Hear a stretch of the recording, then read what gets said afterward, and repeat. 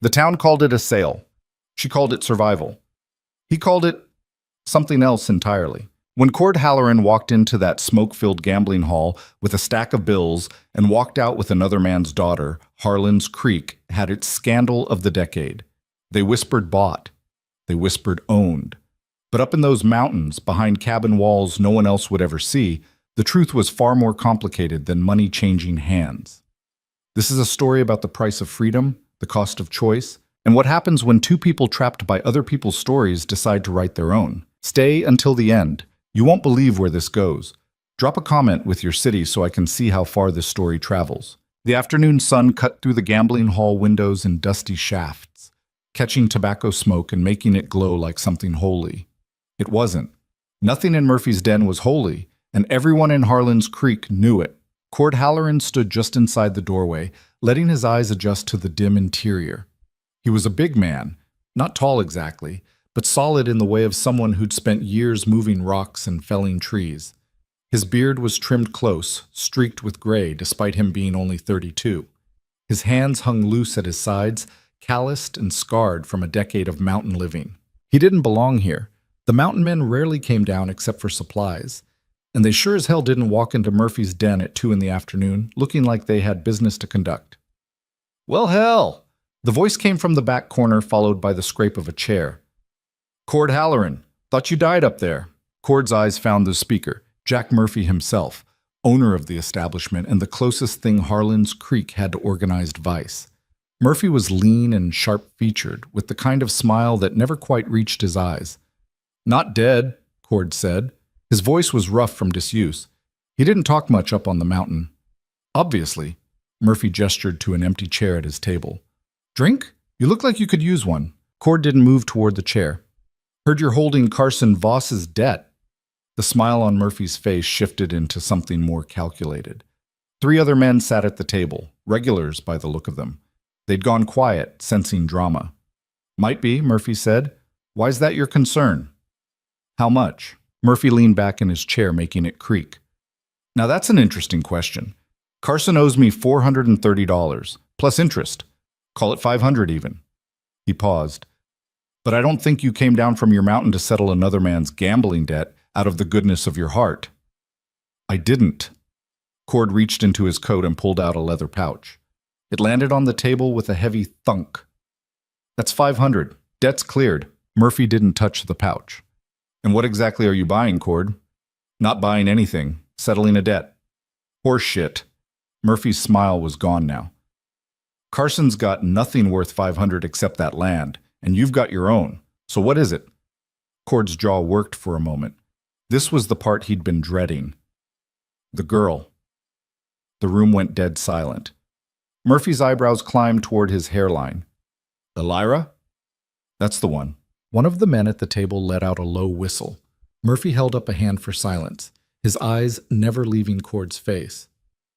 "Let me make sure I understand this correctly," Murphy said slowly. "You're offering $500 to marry Carson Voss's daughter. I'm settling his debt. What arrangement we come to is between me and Carson." "Uh-huh." Murphy picked up the pouch, testing its weight. "And Carson agreed to this?" "We talked." "I bet you did." Murphy opened the pouch and dumped a handful of coins onto the table, gold eagles mostly, legitimate currency. He looked back up at Cord with something like respect. "You know what the town's going to say, don't you?" "Don't care what they say." "The hell you don't." Murphy counted out 25 coins, then started on another stack. "They're going to say you bought her. Going to say poor Elira Voss got sold like a horse to settle her daddy's debts. Going to say—" "I know what they'll say." Murphy finished counting and pushed the pouch back across the table. 500 exactly. "All right, Cord. Debt settled. Carson's a free man." He paused. "For whatever that's worth." Cord took the pouch and turned to leave. "One more thing," Murphy called after him. "She know about this arrangement?" Cord stopped but didn't turn around. "She will." "That's not what I asked." But Cord was already gone, the door swinging shut behind him with a sound like a period on a sentence that couldn't be taken back. The news spread through Harlan's Creek like wildfire through dry brush. By the time Cord reached the Voss house on the edge of town, half the population seemed to know about the transaction. Curtains twitched as he passed. Women stood in doorways, whispering behind their hands. A group of men outside the mercantile stopped talking and just stared. Cord ignored them all. He'd expected this. Hell, he'd known it would be worse than this before the week was out. The Voss house was small, weathered, and leaning slightly to the left. The porch sagged in the middle. A broken window had been covered with oilcloth that flapped in the wind. Carson Voss had never been good at maintenance or much of anything else except gambling and drinking. Cord knocked. The door opened immediately, like Carson had been waiting right there. Halloran. Carson was a small man, thin and nervous-looking. His eyes were bloodshot, his hands shaky. You got the money? Debt's settled. Murphy has it. Carson's whole body sagged with relief. Thank Christ, I thought they were going to kill me, you know. Murphy's boys, they were going to... Where is she? Carson blinked. What? Your daughter, where is she? Oh, right, she's... Elira. He turned and shouted into the dim interior of the house. Get out here. There was a long pause, then footsteps, slow and deliberate. Cord had seen Elira Voss around town before, but always at a distance. Up close, she was different than he'd expected. Younger, maybe 22 or 23, dark hair pulled back in a simple braid, pale skin that suggested she didn't get out much. But it was her eyes that caught him. Dark brown, almost black, and filled with something that looked like carefully controlled terror. She stood in the doorway, looking between her father and Cord. What's happening? This is Cord Halloran, Carson said, his voice taking on a jovial tone that sounded rehearsed.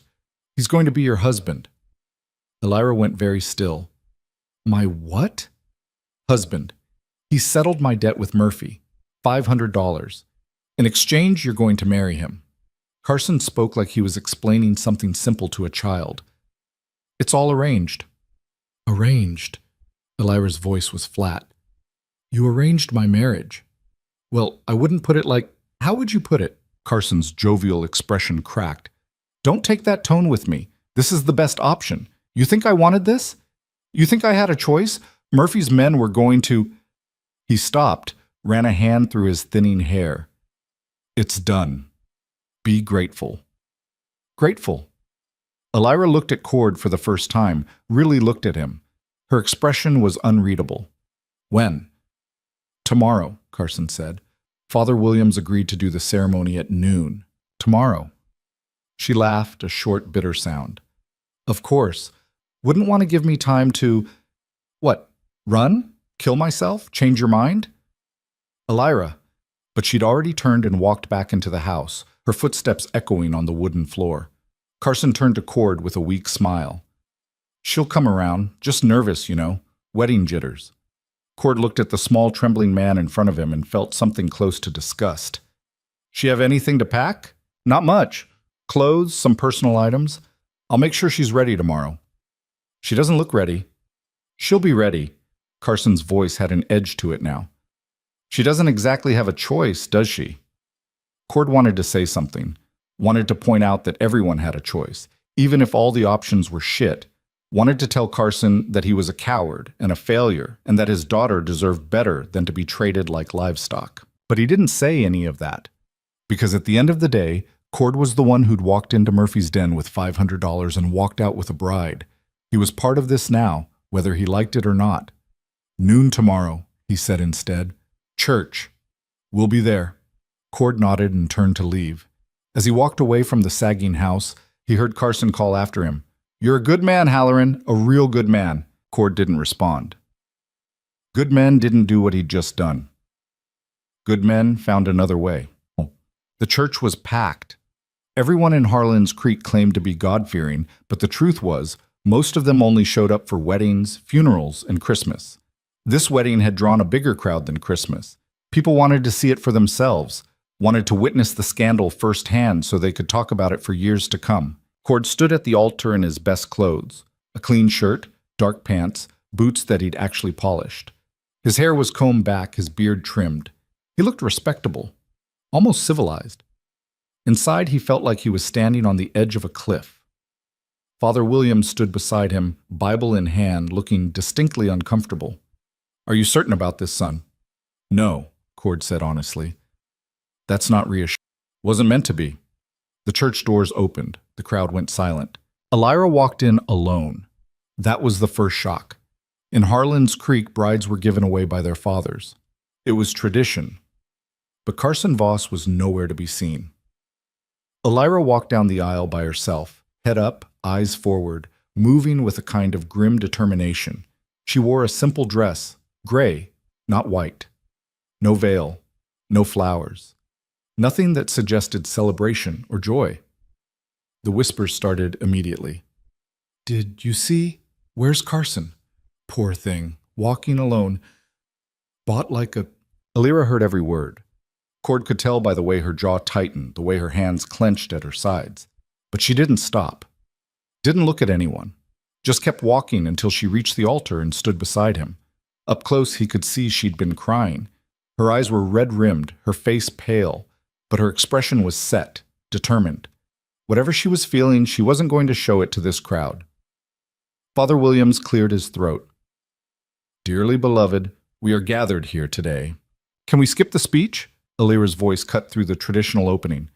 "Just do the binding part." Williams blinked. Well, it's traditional too. I don't care about traditional. We both know why we're here. Just finish it." In the pews, someone gasped. This wasn't how weddings went. Brides were supposed to be demure, emotional, overcome with joy. They weren't supposed to sound like they were getting a tooth pulled. Williams looked at Cord, who shrugged. "You heard her? Right. Well." Williams flipped through his Bible with shaking hands. "Do you, Cord Halloran, take this woman to be your lawfully wedded wife?" "I do." "And do you, Elira Voss, take this man to be your lawfully wedded husband?" Elira was silent for a long moment, long enough that people started shifting in their seats, long enough that Cord wondered if she was going to bolt. Then, "I do. By the power vested in me, I now pronounce you husband and wife. You may kiss the—" "No." Elira stepped back. "We're done. That's it." Williams looked like he wanted to argue, but something in Elira's expression stopped him. "Yes. Well, congratulations." Cord offered his arm. Elira looked at it like it might bite her, but eventually she took it. They walked back down the aisle together, Elira's hand barely touching his sleeve, the crowd staring in stunned silence. Outside, the afternoon sun was bright and harsh. Cord's horse was tied to the post, saddled and ready. He'd brought the wagon too, parked nearby. Elira's few belongings were already loaded in the back. "Where's your father?" Cord asked. "Gone." Elira's voice was hollow. "Took the money you gave him and left this morning. Didn't even stay for the wedding." "The money was for Murphy. You think Murphy got all of it?" She laughed bitterly. "Carson's been skimming since you made the deal. Probably took $200 for himself. More than enough to get far away from his debts and his daughter." Cord felt something cold settle in his chest. "I didn't know." "Why would you?" Elira pulled her hand away from his arm. "You got what you wanted. A wife. Doesn't matter how." "That's not what I—" "Save it." She climbed into the wagon without his help. "Can we just go? I can't stand them staring anymore." Cord looked back at the church. The crowd had spilled out onto the steps, watching, judging, creating a story that would be told and retold until it bore no resemblance to the truth. He climbed up beside Elira and took the reins. "It's a 6-hour ride. We'll need to—" "I don't care. Just drive." So he did. They rode in silence for the first hour, the wagon rattling over the rough road that led up into the mountains. Harlan's Creek disappeared behind them, replaced by pine trees and rocky slopes. The air got colder, thinner. The sounds of civilization faded away. Elira sat rigid beside him, staring straight ahead. She hadn't said a word since they left town. Finally, Cord couldn't take it anymore. "You should eat something. There's bread and cheese in the pack behind you." "Not hungry." "You need to eat anyway. It's a long ride." "I said I'm not hungry." Cord ground his teeth together. "Fine." Another mile passed. "How far is it?" Elira asked. "Another 5 hours, maybe more, depending on weather." 5 hours. She closed her eyes. "And then what?" "Then we're home." "Your home, not mine." "Our home now. She laughed again, that same bitter sound. Is that what you tell yourself? That this is some kind of partnership? You paid $500. You own me. Just say it. I don't own you. Then what do you call this? Cord pulled the wagon to a stop. Elira tensed beside him like she was expecting violence. Look at me, Cord said. She didn't move. Please. Slowly, Elira turned to face him. Her expression was guarded, defensive, waiting for the blow. I'm not going to hurt you, Cord said. I'm not going to force you to do anything. When we get to the cabin, you'll have your own space, your own room, a lock on the door if you want it. Elira stared at him. Why? Why what? Why did you do this? Why pay all that money for a wife you don't even want? Cord looked away, out at the mountains. Who said I don't want a wife? You're 30-something years old and you live alone on a mountain. If you wanted a wife, you would have found one by now. She wasn't wrong. Cord had been alone for almost 10 years, ever since his brother died and left him the mountain property. He'd had opportunities to marry, women who were interested, but he'd never pursued any of it, preferred the solitude, the simplicity of a life without complications. Until 3 weeks ago, when he'd come down for supplies and heard about Carson Voss's debt, heard what Murphy's men were planning to do to him, heard that Carson was so desperate he'd offered his daughter as collateral, and Cord had thought, not that, anything but that. I knew your mother, he said finally, long time ago. She was kind to me when I was just a kid working the lumber camps. Used to sneak me extra food when the foreman wasn't looking. He paused. She died when you were about 12, right? Elira nodded slowly. I remembered thinking she deserved better than Carson, thinking you deserved better than growing up in that house with him. Cord picked up the reins again. When I heard what he was planning to do, I just couldn't let that happen. Not to her daughter. So you bought me instead. I settled a debt. There's a difference. Is there? Elira's voice was softer now, less angry, more confused. Everyone in that church thinks you bought me. Everyone in town will say the same thing. How is that different? Because you have a choice, Cord said. Not today, not right now, but eventually. You can stay. You can leave. You can do whatever you want. I'm not going to stop you. You really expect me to believe that? No, Cord admitted, but it's the truth anyway. He clicked to the horses and the wagon started moving again. They rode in silence for another hour. The sun was starting to sink toward the western peaks, painting the sky in shades of orange and red. The temperature dropped noticeably. You'll need a coat, Cord said, reaching behind the seat. Gets cold up here once the sun sets. He pulled out a heavy wool coat and held it out to her. Elira looked at it for a long moment before taking it. Thank you, she said quietly. You're welcome. She put the coat on. It was too big, swallowing her small frame, but it was warm. She pulled it tight around herself. I'm still afraid of you, she said. Just so you know. I know. I don't trust you. I know that too. But I don't have anywhere else to go, so I guess we're stuck with each other. Cord nodded. I guess we are. The cabin appeared as the last light was fading from the sky. A solid structure built into the side of the mountain, smoke rising from the chimney. Cord had made good time. They'd be inside and warm before full dark. He pulled the wagon up next to the cabin and set the brake. Elira sat perfectly still, staring at the building that was supposed to be her new home. It was bigger than she'd expected. 2 stories, built from thick logs that had been chinked against the weather. A wide porch wrapped around the front. Real glass windows, not just shutters.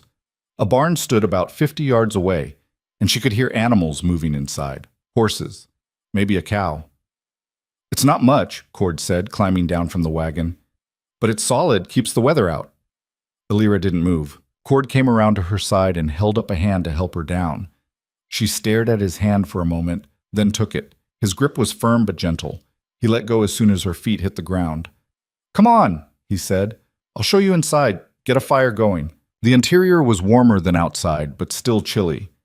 Cord lit a lamp and the yellow light pushed back the shadows. The main room was simple. A kitchen area with a stove and a table, a sitting area with 2 chairs near the fireplace. Stairs led up to a second floor.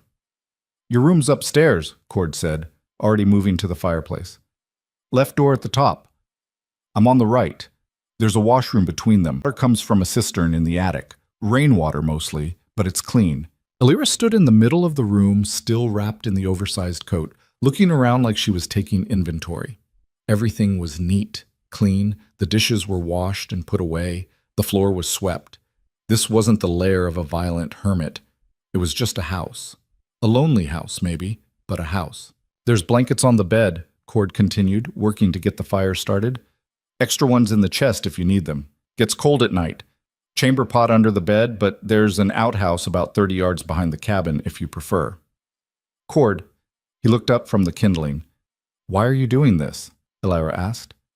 Really? Not the story about my mother, the real reason. Cord sat back on his heels. The kindling caught, flames starting to lick up around the larger logs. I've been alone for almost 10 years, he said slowly. Thought that's what I wanted. Thought I was better off without people. But the truth is, I'm tired of being alone. Tired of eating by myself, sleeping in an empty house, going weeks without hearing another human voice. He looked at her directly. I wanted someone here. Someone to share this with. Maybe that makes me selfish. Maybe it makes me a coward for not going about it the proper way. But that's the truth. And if I hate it here, if I hate you, then you'll leave eventually, and I'll be alone again. He turned back to the fire. But at least I'll know I tried. Elira was quiet for a long time. Finally, she said, I'm going upstairs. All right, I'll bring your things up in a minute. He heard her footsteps on the stairs, then the sound of a door opening and closing. Not slamming, just closing, quiet and final. Cord stayed by the fire, watching the flames grow. He told himself he'd done the right thing. Told himself that despite everything, this was better than the alternative. Told himself that maybe, eventually, she'd see that too. But sitting there in the firelight, listening to the silence of the cabin, he couldn't shake the feeling that he'd just made the biggest mistake of his life. Alira's room was small but clean. A bed with a simple frame, a dresser with a cracked mirror, a small table with a chair. A window that looked out over the darkening forest. She sat on the bed and took off the coat. The mattress was firm, the blankets thick and smelling faintly of cedar. She ran her hand over the quilt, handmade, stitched in a simple pattern. Someone had taken care with it. There was a knock at the door. It's Cord. I have your trunk. Alira got up and opened the door. Cord stood there with her small trunk, everything she owned in the world. He brought it in and set it by the dresser.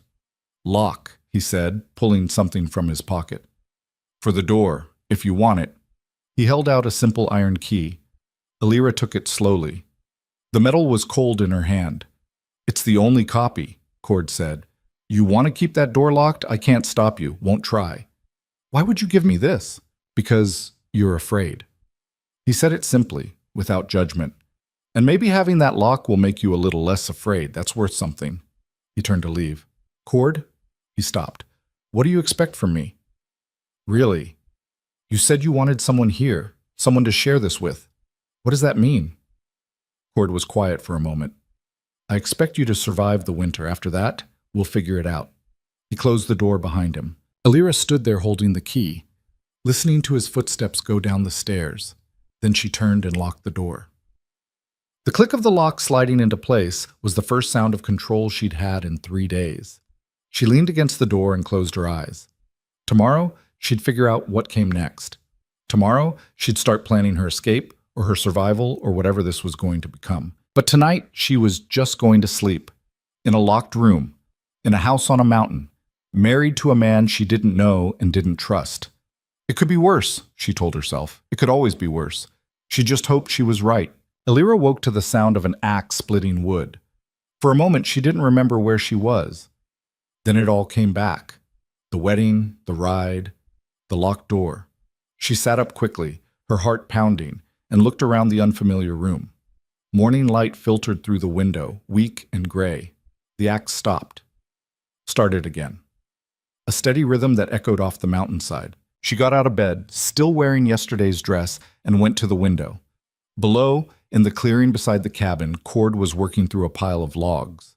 He'd already split a considerable amount. The chopped wood was stacked neatly against the cabin wall. As she watched, he set another log on the stump, raised the axe, and brought it down in one clean motion. The log split perfectly.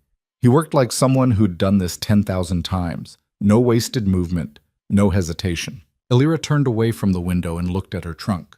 She should unpack, make some effort to settle in. But the thought of it felt like acceptance, and she wasn't ready for that yet. A knock at the door made her jump. "Breakfast is ready," Cord called through the wood. "If you want it." She heard him walk away before she could answer. Elira unlocked the door and stepped out into the hallway. The smell of coffee and fried bacon drifted up from downstairs. Her stomach growled despite herself. She hadn't eaten since yesterday morning. When she came down, Cord was at the stove, scooping eggs onto 2 plates. He glanced at her, nodded, and went back to his work. No good morning.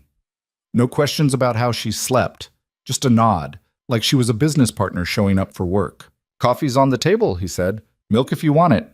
No sugar. Don't have any." Elira sat down at the table. The coffee was strong and bitter, but it was hot.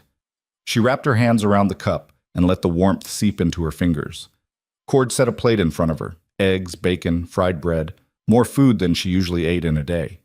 He sat down across from her with his own plate and started eating without ceremony. They ate in silence. Elira forced herself to take small bites, even though she wanted to devour everything. She wouldn't give him the satisfaction of seeing how hungry she was. "There's work to do today," Cord said finally, mopping up egg yolk with a piece of bread. "Chickens need feeding, goats need milking, firewood needs stacking, garden needs the last of the harvest pulled before the freeze comes."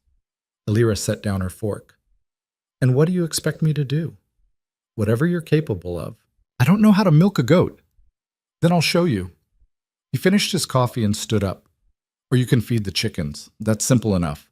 Scatter grain, collect eggs. They're in the coop behind the barn." "And if I don't want to do any of it?"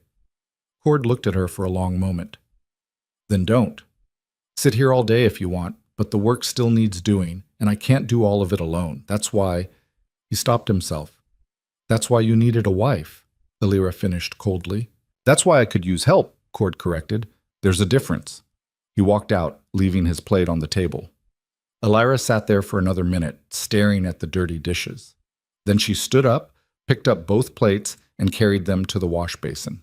She didn't know why she did it. Spite? Maybe. Or just the fact that sitting alone in an empty cabin felt worse than keeping her hands busy. She washed the dishes, dried them, put them away in the cupboard where they clearly belonged. Then she went outside. The morning air was cold enough to sting. Elira pulled her shawl tighter and looked around. Cord was already at the woodpile, stacking the split logs. He didn't look up when she appeared. The chicken coop was easy to find, a ramshackle structure with wire mesh and a slanted roof. Inside, a dozen hens clucked and scratched at the dirt floor. A rooster eyed her suspiciously from his perch. There was a bucket of grain by the door. Elira picked it up and stepped inside the coop. The chickens swarmed her immediately, pecking at her skirts and shoes. "Get back," she said, trying to scatter the grain like she'd seen people do. Half of it landed on her dress. The chickens didn't care. They fought over every kernel. She found the nesting boxes and started collecting eggs, placing them carefully in her apron. One hen pecked at her hand hard enough to draw blood. Elira jerked back, swearing. "They're territorial about the eggs." She spun around. Cord was standing in the doorway of the coop, watching. "I noticed," Elira said, sucking at the small wound on her hand. "Push them off the nest before you reach under. Gently. They'll move." "Why didn't you tell me that before?" "Figured you'd learn." He turned to leave. "There's a basket inside for the eggs. Apron's going to stain." He was right. By the time she finished and brought the eggs inside, her apron had yellow and white smears all over it. She washed it in the basin, scrubbing hard, trying to get the stains out. They didn't come out completely, but they faded. When she looked up, Cord was leading a goat toward the barn, a fat brown animal that seemed completely unconcerned about being led around on a rope. Elira hung the apron to dry and went back outside. She didn't know why.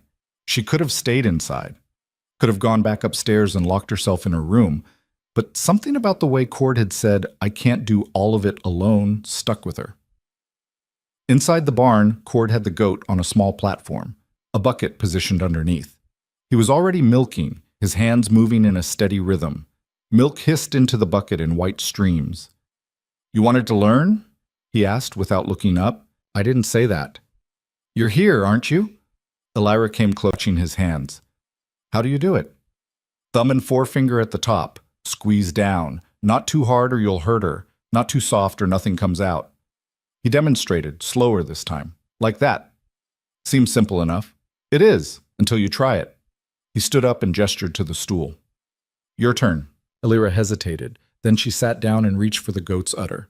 The animal shifted, making a noise that sounded like complaint. She doesn't like me. She doesn't know you. Just talk to her. Goats like voices. Talk to her about what? Anything. They don't care. Elira tried to milk. Nothing happened. She adjusted her grip, tried again. A few drops came out. Harder, Cord said. She squeezed harder. The goat kicked, nearly knocking over the bucket. Not that hard. You said harder.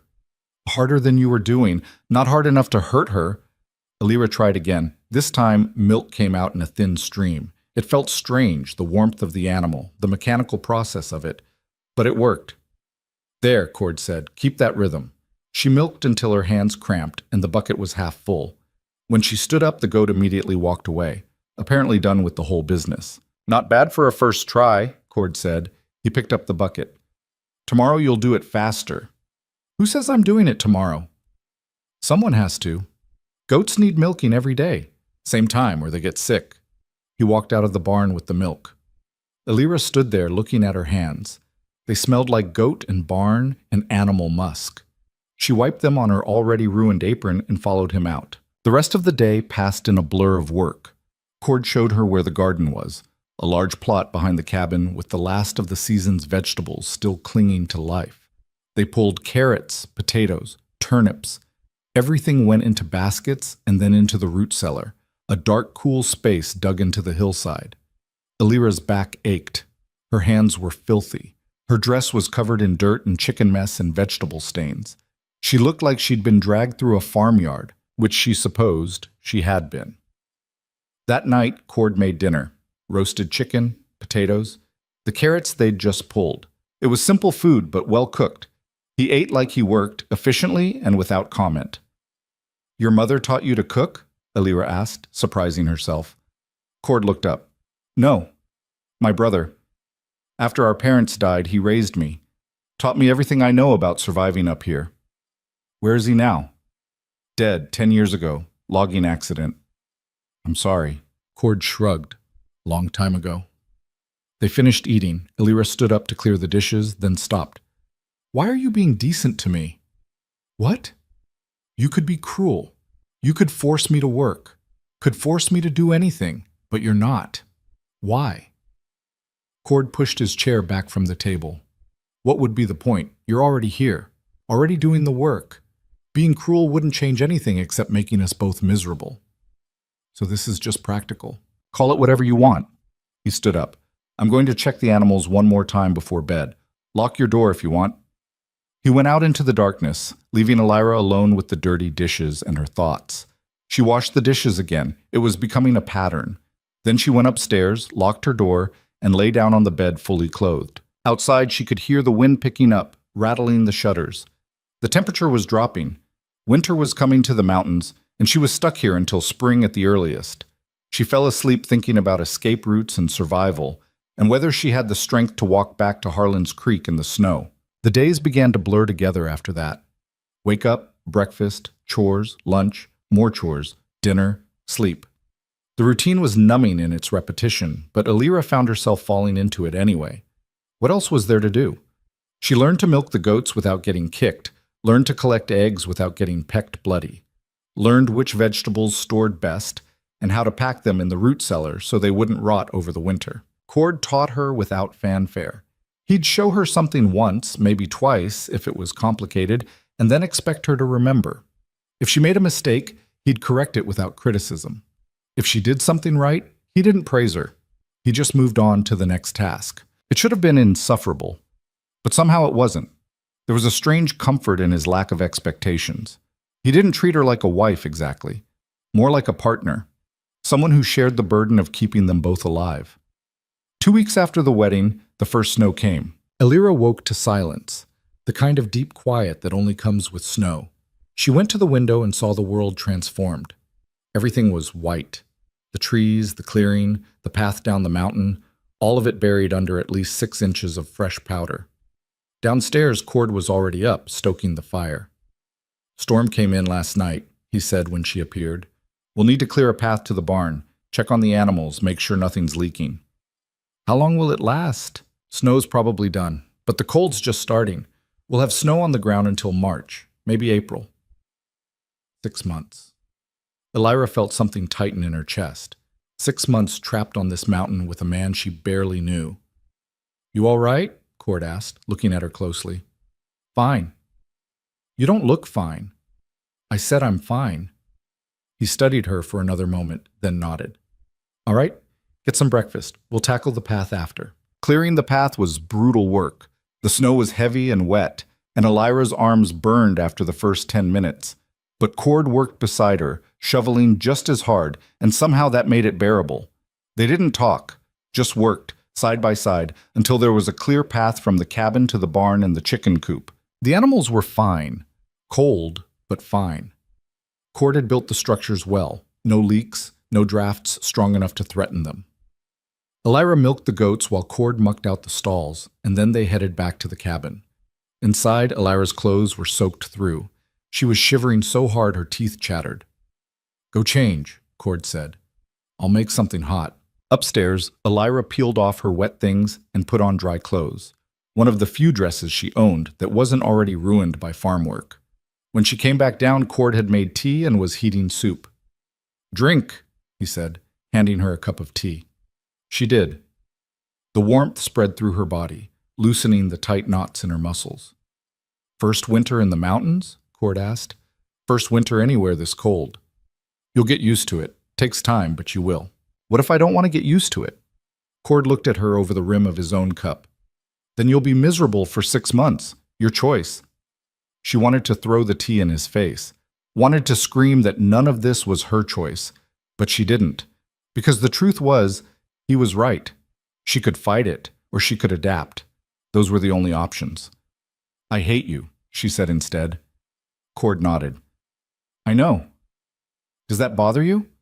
Should it? Most men would want their wives to at least pretend affection. I'm not most men." He poured the soup into bowls. "And you're a terrible liar. If you tried to pretend, I'd know."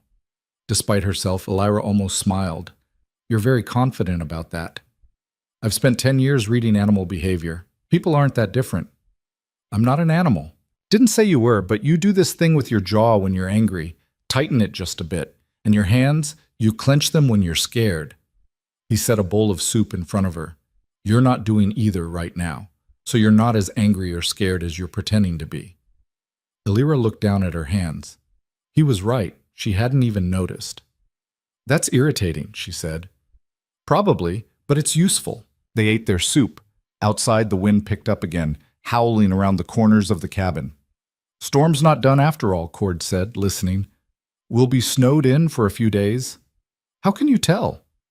"That sound. Wind from the north, steady and strong, means more snow coming." Elira looked toward the window. She couldn't see anything except white. "What do we do if we're snowed in?" "Wait it out. We've got food, water, firewood. We'll be fine." "And if we're not fine?" Cord looked at her. "Then we deal with it. But panicking won't help." He was so calm about it. About everything. It should have been reassuring, but instead it made Elira angry again. How could he be so unaffected? How could he just accept everything, the isolation, the danger, the strangeness of their situation, without any visible emotion? "Do you feel anything?" she asked suddenly. Cord blinked. "What?" "Anything. Ever. You're like a stone. Nothing seems to touch you." "That's not true. Prove it. Tell me one thing you actually feel."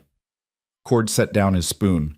He looked at her for a long moment, and Elira saw something flicker in his eyes, something that looked almost like pain.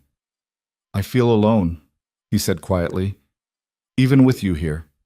Maybe especially with you here, because you make it clear every day that you'd rather be anywhere else." He stood up. "That answer your question?" He walked away before she could respond, disappearing into the back room where he kept his tools. Elira sat at the table, staring at her half-finished soup. She'd wanted to provoke him, wanted to see some crack in his armor. But now that she had, she felt strange about it, almost. The snow kept falling. By evening, it was past the windowsills. The cabin felt smaller, more isolated. Alira helped Cord with the evening chores, feeding the fire, checking the water supply, making sure the shutters were secure. They worked in silence, but it was a different kind of silence than before. Heavier. That night, Alira lay in bed listening to the wind. The cabin creaked and groaned around her. She thought about what Cord had said, that he felt alone even with her there. She thought about the lock on her door, about the walls she'd built between them, about the way she flinched away from any kindness he showed. She told herself it was self-preservation, that trusting him would be stupid, that keeping her distance was the only smart choice. But lying there in the dark, she wondered if maybe she was just making them both miserable for no reason. She didn't unlock the door that night, but she thought about it. The storm lasted 3 days. By the time it cleared, there was nearly 2 feet of snow on the ground. The world outside was pristine and silent and brutally cold. Cord spent most of the first clear day digging out the path again and making sure the animals had survived. They had, though the chickens were angry about being cooped up and showed it by refusing to lay eggs for 2 days. Alira found herself watching Cord more during those days. The way he moved through the snow, efficient and sure-footed. The way he talked to the animals, his voice gentle in a way it never was with her. The way he'd sit by the fire in the evening, reading one of his few books, his face relaxed in a way it wasn't during the day. He wasn't handsome, exactly. His face was too weathered, too scarred. But there was something about him that she was starting to understand. A kind of competence. A solidness, like he was exactly what he appeared to be, with no hidden cruelty waiting to emerge. It didn't make her trust him, but it made her less afraid. One evening, about a month after the wedding, Alira came downstairs to find Cord at the table with a piece of paper and a pencil, drawing something. "What's that?" she asked. He looked up, surprised. She didn't usually initiate conversation. "Design for a new chicken coop. Current one won't last another winter. Needs rebuilding." Alira came closer, looking at the drawing. It was surprisingly detailed. Measurements, angles, notes about materials. "You do this yourself, the building?" "Most of it. Sometimes I hire help from town for the big projects. But I can handle a chicken coop." "When?" "Spring. Can't build in this weather." Alira studied the drawing. "You could make it bigger. Add a run so they can go outside even in winter." Cord looked at her, then at the drawing. "That's not a bad idea?" "I have those sometimes. Ideas." A small smile tugged at the corner of his mouth. "I'm starting to notice." It was the first time she'd seen him smile.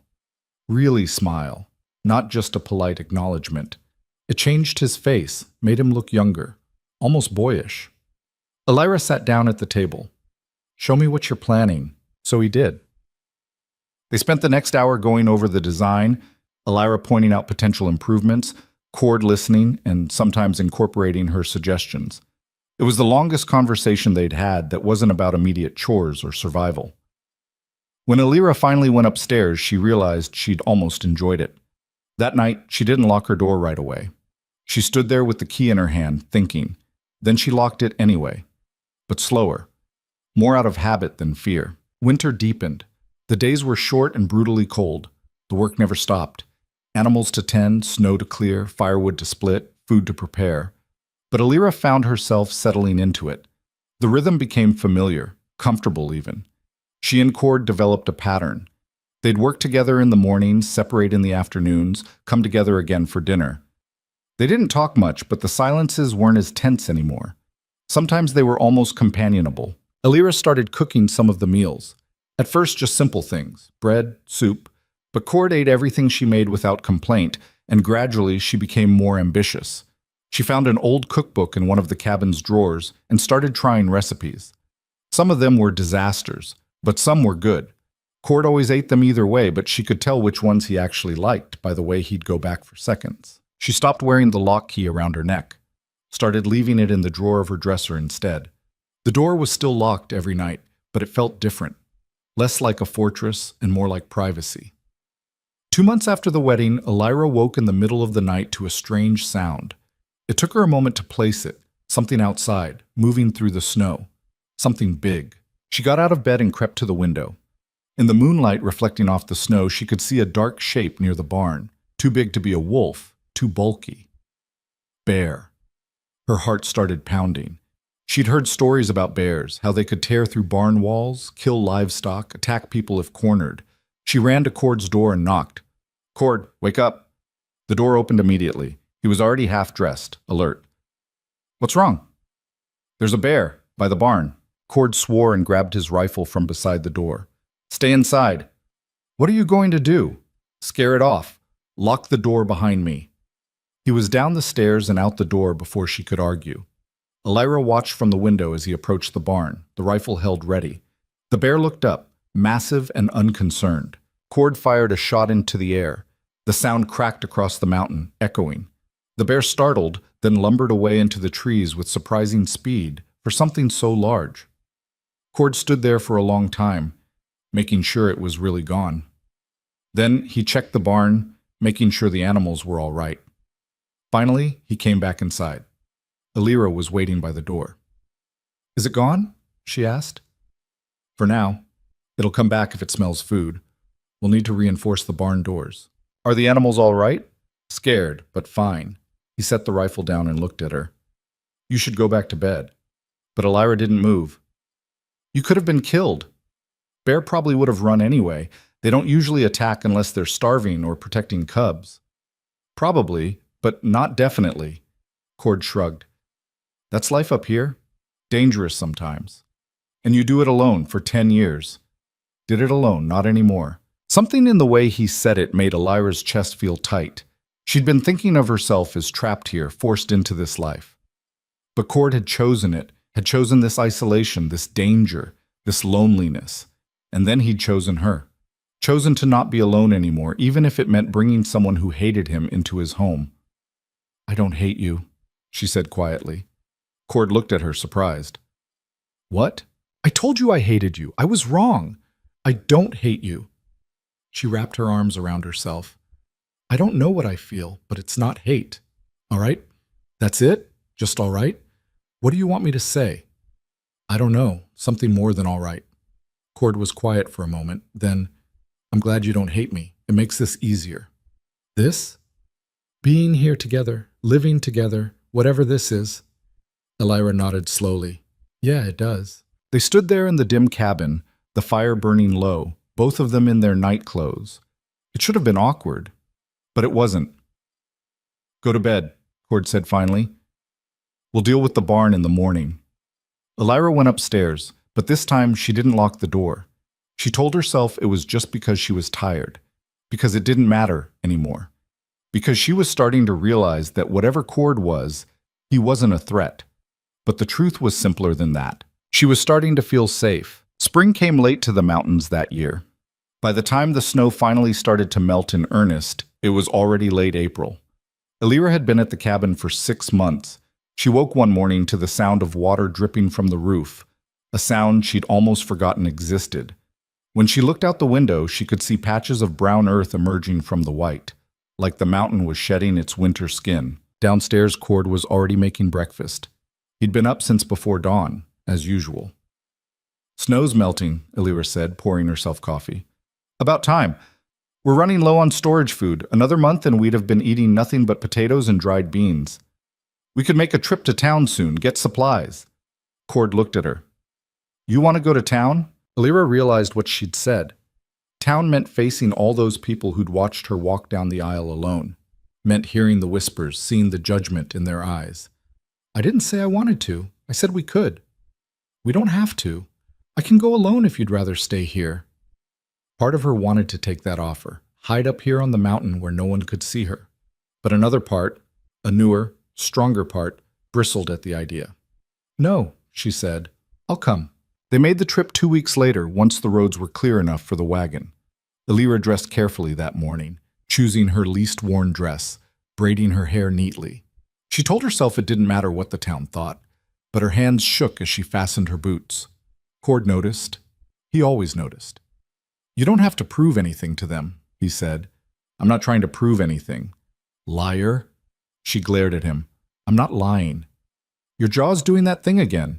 Elira touched her jaw self-consciously. "I hate that you can read me like that." I know. You've mentioned it. He picked up the supply list they'd made.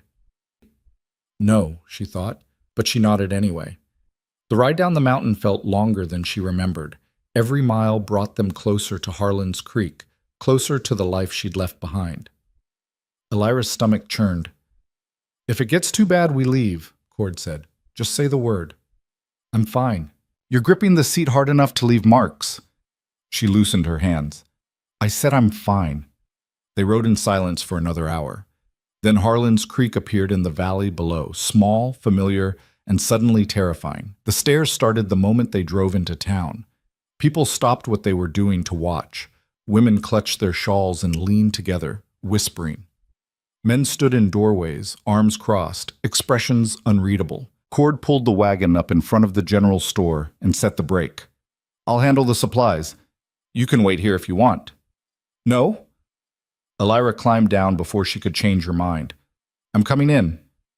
The general store went quiet when they walked through the door. Mrs. Patterson, the owner's wife, was behind the counter. Her eyes widened when she saw Elira. Mrs. Halloran, she said, her voice carefully neutral. We weren't expecting you. The name still felt foreign. Mrs. Halloran, like it belonged to someone else. We need supplies, Cord said, handing over the list. Can you put this together? Mrs. Patterson took the list, scanning it quickly. This is quite a bit. You planning to hide up there another 6 months? Planning to make it through summer, Cord said evenly. How long it takes is my business. Mrs. Patterson's lips thinned. Of course. I'll have it ready in about an hour. We'll wait. As Mrs. Patterson disappeared into the back, 2 women entered the store, Sarah Mitchell and her sister, whose name Elira couldn't remember. They saw Elira and stopped dead. Well, Sarah said, her voice saccharine sweet. Look who decided to show her face. How's married life treating you, dear? Elira felt Cord tense beside her. She put a hand on his arm, a gesture that surprised them both. It's fine, she said to Sarah. Thank you for asking. Really? Living all alone up there with him? No neighbors, no friends? Sarah's eyes gleamed with false concern. Must be terribly lonely. I manage. I'm sure you do. After all, it's not like you had a choice, did you? The implication hung in the air like smoke. Elira felt her face flush, but before she could respond, Cord stepped forward. Careful, he said quietly. You're talking about my wife. Sarah's smile faltered. I didn't mean... Yes, you did. And you can take your gossip and your pity and get the hell out of my sight before I say something I won't regret. Sarah's face went red. She huffed, grabbed her sister's arm, and marched out of the store. Elira stared at Cord. You didn't have to do that. Yeah, I did. I can fight my own battles. I know, but you don't have to fight them alone anymore. Something warm bloomed in Elira's chest. She looked away, uncomfortable with the feeling. Mrs. Patterson emerged with an armful of goods. I'll have the rest ready shortly. There's also a letter here for you, Mr. Halloran. Came last week. She handed Cord an envelope. He opened it, scanned the contents, and his expression went carefully blank. What is it? Elira asked. Nothing, just business. He folded the letter and put it in his pocket. I need to make a stop before we leave. Won't take long. Where? The land office. Elira followed him out of the store, her mind spinning. The land office. What business did he have there? The office was a small building near the center of town. Inside, a clerk sat behind a desk covered in papers and maps. Mr. Halloran, the clerk said, looking up, I was wondering when you'd come by. Got your letter, Cord said, about the northern parcel. Yes, the owner's willing to sell. 60 acres, good timber, water access, asking $400. Elira's breath caught. $400. That was almost everything Cord had paid to settle her father's debt. I'll take it, Cord said. The clerk blinked. You don't want to inspect it first? I know the land. It borders my current property. I'll take it. Very well. I'll draw up the papers. Name for the deed? Cord was quiet for a moment. Then he said, Elira Halloran. Elira's head snapped toward him. What? The deed. Put it in her name. Cord, what are you... Both our names, then, Cord amended. Joint ownership. The clerk looked between them, confused. Are you certain, Mr. Halloran? It's quite unusual. I'm certain. Draw up the papers. Outside, Elira grabbed Cord's arm and pulled him aside. What the hell was that? What? You just bought land, expensive land, and put my name on it. Our names. Why? Cord looked at her steadily. Because you work that land same as me. You tend the animals, grow the food, keep us alive through winter. You've earned it. I haven't earned anything. I've just been surviving. That's more than most people manage up here. He started walking back toward the general store. Besides, if something happens to me, you should have something, security. Elira stood there, stunned. In 6 months, no one had given her anything that couldn't be taken away. Not real ownership, not real power. And here was Cord, casually signing over half of everything he owned like it was nothing. I don't understand you, she called after him. He stopped and turned back. What's to understand? Why you do things like this? Why you give me locks and land and choices when you could just... She struggled to find the words. When you could just take whatever you want. Because taking isn't the same as having. Cord walked back to her. I could force you to stay. Could force you to work, to share my bed, to play the part of a proper wife. But what would be the point? You'd hate me. You'd run first chance you got, and I'd be alone again same as before. So this is still about you not being alone. Partly. But it's also about you deserving better than what your father did to you. Better than being sold like property. He met her eyes. You want to leave someday, that's your choice. But while you're here, you're a partner, not a possession. Elira felt tears prick at her eyes and blinked them back angrily. Stop being decent, it makes this harder. Makes what harder? Keeping my distance, protecting myself. Cord's expression softened. Maybe you don't need to protect yourself from me anymore. Maybe. Elira wiped at her eyes. But I don't know how to stop. Then don't, not yet. But think about it. He walked away, leaving her standing in the street with her thoughts in chaos. They finished loading the wagon in silence. Mrs. Patterson had packed everything efficiently, and within the hour they were ready to leave. Cord paid, another small fortune in goods that would see them through summer, and they climbed back onto the wagon. As they drove through town, heading for the mountain road, Elira saw her father. He was standing outside Murphy's den, looking thinner and meaner than she remembered. When he saw the wagon, his eyes locked on Elira. For a moment, neither of them moved. Then Carson Voss smiled. It was not a kind smile. Stop the wagon, Elira said. What? Why? Just stop. Cord pulled the wagon to a halt. Elira climbed down and walked toward her father. Cord followed, but hung back, letting her take the lead. Elira, Carson said, spreading his arms like they were old friends. My girl, I was hoping I'd see you. Were you? Her voice was flat. Of course. Wanted to make sure you're doing all right up there. Marriage treating you well? You left, Elira said, before the wedding even ended. Took the money and ran. Carson's smile flickered. Had some business to attend to. Couldn't wait around. You took more than 500, didn't you? Cord paid Murphy 500, but you told him 6. Kept the difference for yourself. Carson's face went carefully blank. I don't know what you're talking about. Don't lie to me. I'm not stupid. You sold your own daughter and then you stole from the sale. Elira's voice was shaking now, but not with fear, with rage. How much did you take? This is none of your business. How much? Carson glanced at Cord, then back at Elira. 200, all right? He had the money, I needed it. What difference does it make? It makes every difference. Elira stepped closer. Everyone in this town thinks I was bought. Thinks I'm property, and you let them think it. You made it worse by taking extra money. Made me look like a whore. Watch your mouth. You watch yours.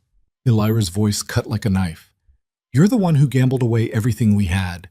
You're the one who put me in that position, and then you had the nerve to profit from it. Carson's face was red now. I'm still your father. You owe me respect. I don't owe you anything. You lost that right when you sold me to pay your debts. I didn't sell you. I arranged a marriage with a man I'd never spoken to, for money. That's a sale, Father. Call it whatever you want, but that's what it was.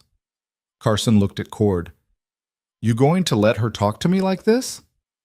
She's not asking my permission, Cord said calmly. She's your wife. You should control her. She's her own person. I don't control her. Carson laughed bitterly. No wonder she's ass. You've let her run wild up there, forgotten her place. Her place, Elira said, her voice dangerous, is wherever the hell she wants it to be. And right now that's far away from you. She turned and walked back to the wagon. Cord followed, and they climbed up together. Elira, Carson called after her. You'll regret this, turning on your own blood. Elira looked back at him one last time. My only regret is that it took me this long. They rode out of town without another word. A mile up the mountain road, Cord finally spoke. You all right? No, but I will be. He's a bastard. I know. You handled it well. Did I? Elira laughed shakily. I feel like I'm going to throw up. That's normal. Confronting someone like that, it takes something out of you. You sound like you've done it before. Once or twice. Cord was quiet for a moment. My father was a drunk. Mean when he drank. My brother finally stood up to him when I was about 12. It didn't go well. What happened? Father took a swing at him, broke his nose, but after that, he never hit either of us again. Knew if he tried, we'd hit back. Elira processed this. Is that why you left? After your brother died? Partly, but mostly because I couldn't stand being around people anymore. Everyone with their opinions and their judgments and their expectations. Up here, none of that matters. It mattered today. Yeah, it did. Cord glanced at her. But you didn't back down. That matters more. They rode in silence for a while longer. The mountain air was cool and clean, smelling of pine and snowmelt. Elira breathed it in, feeling some of the tension leave her shoulders. Thank you, she said finally. For what? For standing up to Sarah, for the land, for not making me go through that alone. You would have managed without me. Maybe, but I'm glad I didn't have to. Cord nodded. Me too. That night, back at the cabin, Elira couldn't sleep. She lay in bed, staring at the ceiling, her mind replaying the confrontation with her father over and over. The look on his face when she'd called him out. The way Cord had stood beside her without trying to take over. The deed to the land was in the drawer of her dresser, along with the key she no longer used. Joint ownership. Her name next to his, legally binding. She owned something now. Had power. Had a say in what happened to her life. It was terrifying and exhilarating in equal measure. Around midnight, she gave up on sleep and went downstairs. She expected the cabin to be dark, but there was lamplight coming from the main room. Cord was at the table, the same pencil and paper from months ago spread out in front of him. But he wasn't drawing the chicken coop anymore. This was something bigger, more complex. What's that? Elira asked. He looked up, not surprised to see her. A plan. For what? Come see. She came around the table. The drawing showed a building, large, with multiple rooms and what looked like storage areas. It's a supply depot, Cord said. There's no good stopping point between here and the settlements on the other side of the mountain. Travelers have to carry everything they need for a 3-day journey, minimum. But if there was a place halfway through, somewhere they could rest, resupply, maybe stable their horses, it would change everything. Elira studied the drawing. You want to build this? I want us to build it. He pointed to the northern parcel they'd just bought. That land has the best position for it, right on the main pass, water access, enough flat ground for a decent-sized structure. We could start small, just a basic shelter and some supply sales. But eventually, he gestured to the drawing, eventually it could be something real. That would take years. And money we don't have. The land's already ours. I've got savings, and we could start construction this summer, finish by next fall if we hire help. He looked at her. What do you think? Elira's mind was racing. A business, an actual enterprise that would bring people up here, make them relevant, give them income beyond subsistence farming.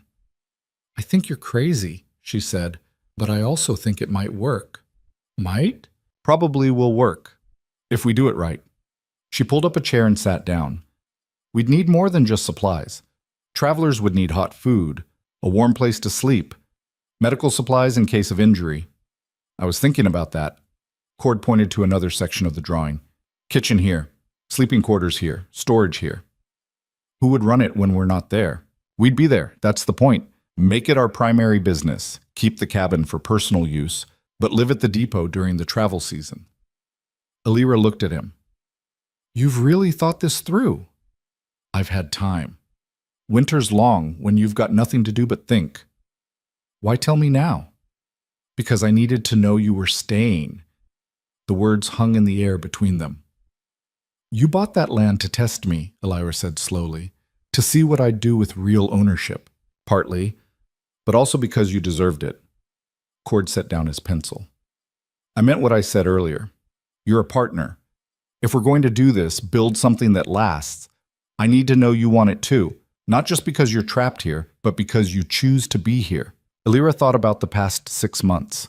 The work, the isolation, the slow building of something that felt almost like trust.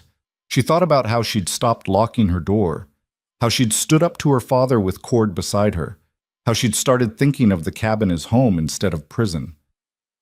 I'm still afraid sometimes, she admitted. Still not sure this is real, that you won't change into something else when I'm not looking. I know, but I'm also... She struggled to find the words. I'm also starting to want this, want to build something, want to prove to everyone in that town that I'm more than what they think I am. Cord nodded. Then let's prove it. They spent the rest of the night at that table, refining the plan.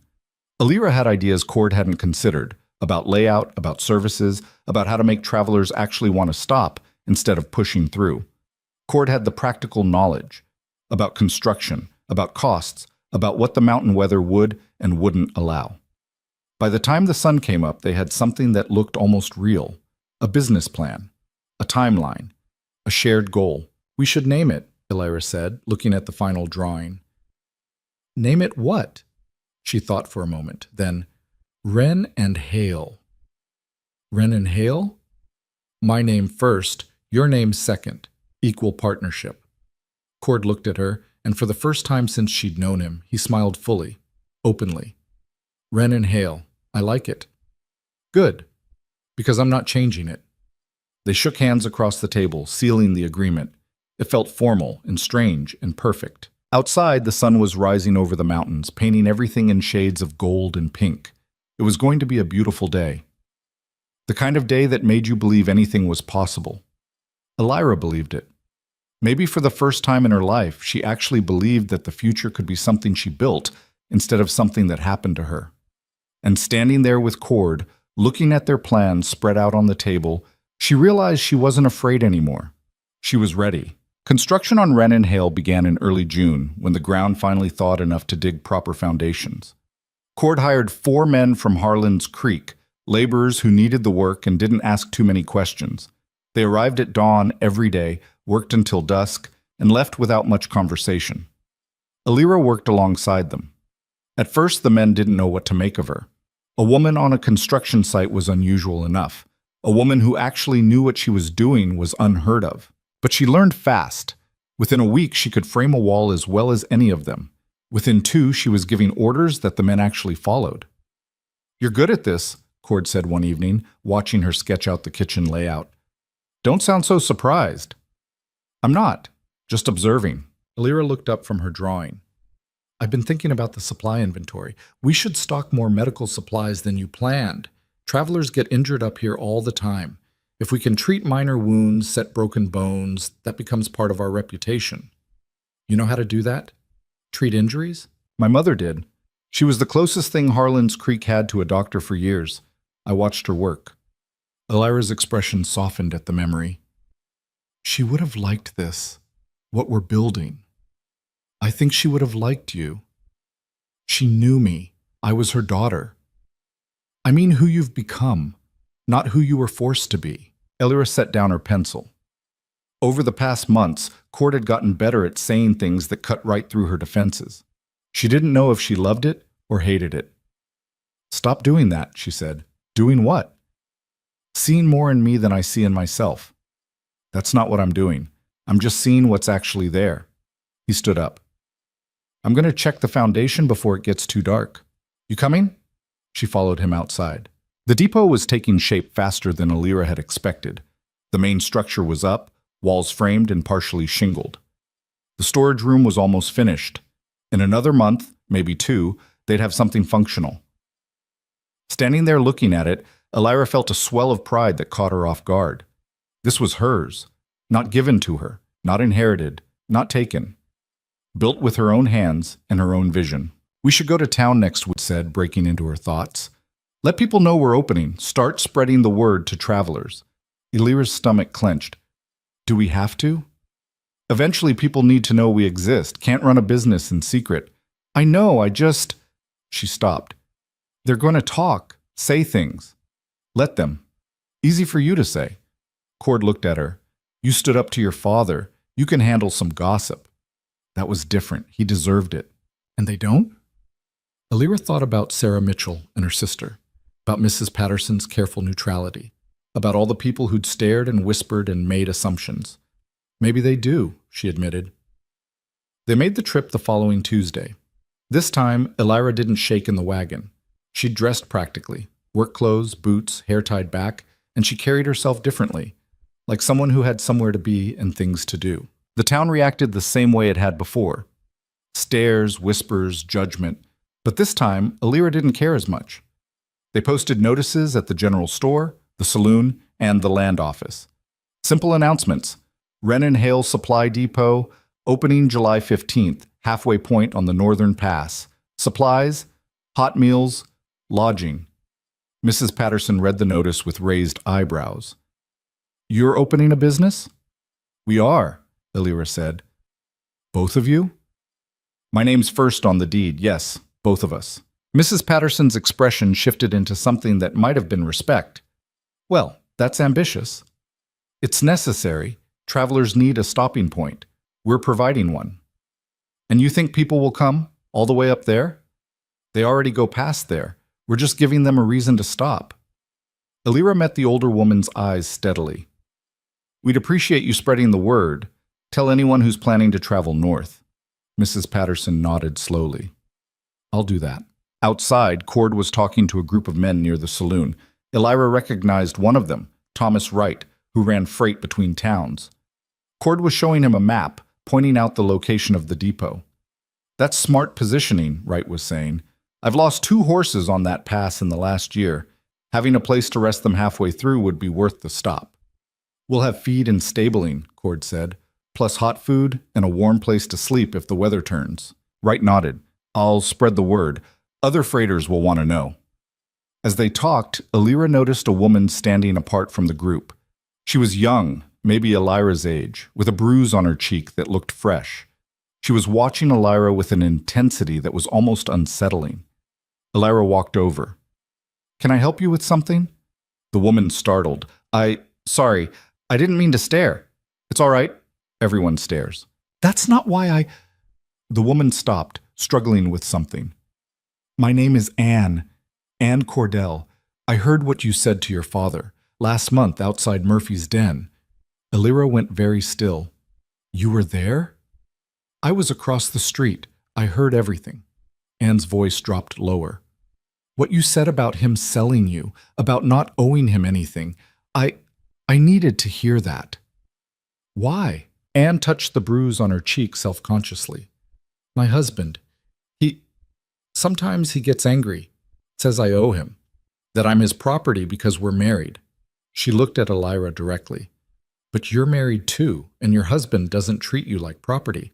I've been watching you two, the way he talks to you like you're equals. Elira glanced back at Cord, who was still deep in conversation with Wright. It wasn't always like this. But it is now. That is what matters. Anne's hands twisted in her skirt. How did you do it? How did you make him see you as more than just a wife? I didn't make him do anything. He chose to. From the beginning. Elira thought about the lock on her door, the deed with her name on it. He gave me choices instead of orders, space instead of control. And if he'd been like my husband? Elira looked at the bruise on Anne's face and felt something fierce rise up in her chest. Then I would have left, or made him leave, but I wouldn't have stayed and accepted it. That's easy to say when you have somewhere to go, is it? Elira thought about the cabin, the depot, the life she was building. 6 months ago, I had nothing. No money, no home, no options. I was sold to pay my father's gambling debts, but I decided I wasn't going to be a victim of that. Wasn't going to let it define me. How? By working. By proving I was worth more than the price paid for me. By building something that was mine. She paused. You could do the same. Anne laughed bitterly. How? I have even less than you did. No skills, no money, nowhere to go. Elira made a decision she hoped she wouldn't regret. We're opening a supply depot. Wren and Hale. We'll need help running it, cooking, cleaning, serving travelers. It's hard work, but it's honest work. And we can offer room and board in addition to pay. Anne's eyes went wide. You're offering me a job? I'm offering you a choice. Same as someone once offered me. Elira pulled out one of the notices and wrote the address on the back. If you decide you want something different than what you have now, come find us. The offer stands. Anne took the paper with shaking hands. My husband won't like this. Then don't tell him until you're ready to leave. Elira lowered her voice. But if you stay, know that you're choosing to. And if you leave, know that you're not running away. You're running towards something better. Anne nodded, tears in her eyes. Thank you. She disappeared into the crowd before Elira could respond. Cord appeared at Elira's elbow. What was that about? Possibly something good. Possibly a complication we don't need. Care to elaborate? I might have just hired someone. Without talking to me first? Elira raised an eyebrow. You hired 4 construction workers without asking my opinion. That's different. How?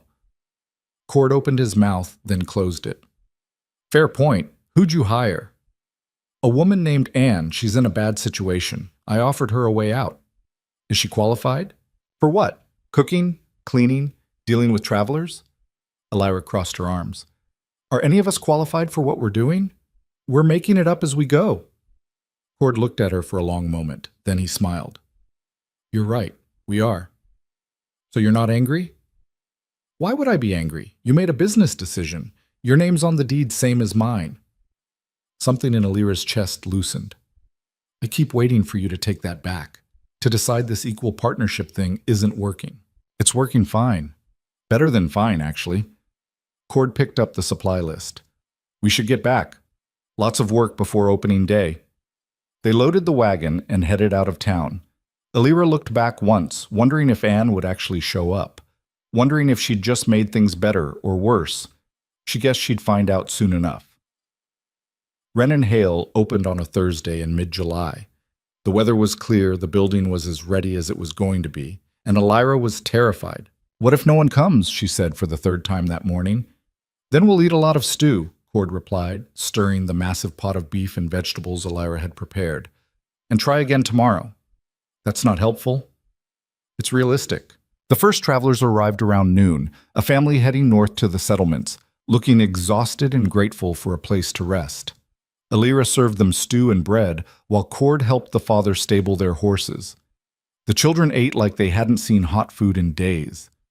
This is wonderful, the mother said, almost crying with relief.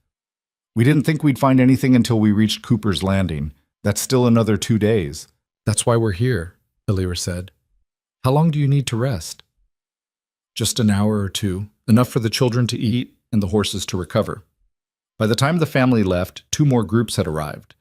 Freighters who'd heard about the depot from Thomas Wright. They paid for stabling and supplies, and one of them bought enough dried goods to see him through the next leg of his journey. By evening, Elira had served 14 people. Cord had stabled 8 horses and sold supplies to 6 different groups. The cash box had actual money in it. We did it, Elira said, staring at the coins and bills. We actually did it. First day's luck, Cord said, but he was smiling. Let's see if it holds. It held. Over the next 2 weeks, Wren and Hale became exactly what they'd hoped, a vital stopping point for travelers on the northern pass. Word spread quickly.